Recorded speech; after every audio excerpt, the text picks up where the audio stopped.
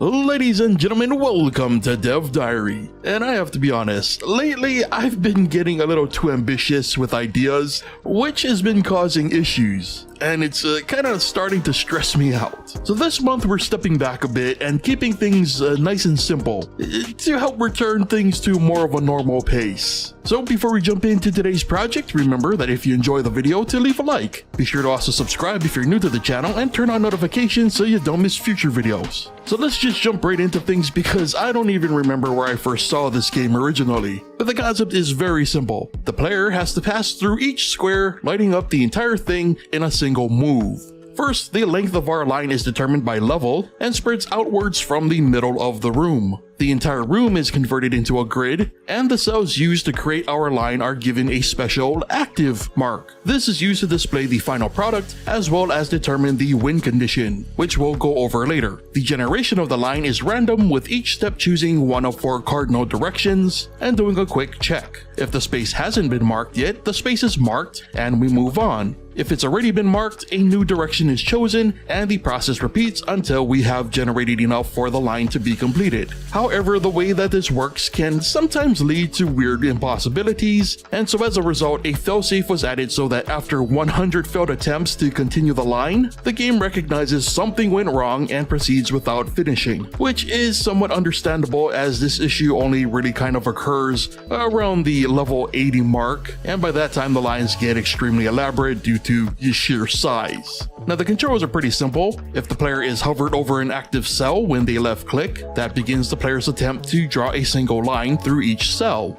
As the player moves from cell to cell, a check is made. First, if the cell is not part of the line, then the line is reset, basically cancelling the player's current line attempt. However, if the player remains on an active cell, that cell is toggled either on or off, which is reflected in the visuals, either being a fully colored block for on and a half tone for off. Now, in order to avoid the same cell being toggled on and off repeatedly, when a cell is toggled for the first time, its coordinates are stored. This, along with a check for these coordinates, means that a toggle can only occur once each time that the player hovers over each cell. Now, when a player releases left click, yet another check is made, this time for a win condition. Kinda like if you enjoy my content and would like to help me keep making it, supporting me on Patreon could be our win condition. Doing so can get you access to exclusive content and downloads, and even early access to the weekly Dev Diary videos before they're released on YouTube. Anyway, the check basically scans the grid for any active tiles, and if those active tiles have been all quote-unquote turned on, this assumes that the player has successfully filled in each required cell and thus has won the game. This sets the game to end, and the player can start another round with an added level of difficulty, which again in turn increases the length of the line and the potential for more elaborate paths.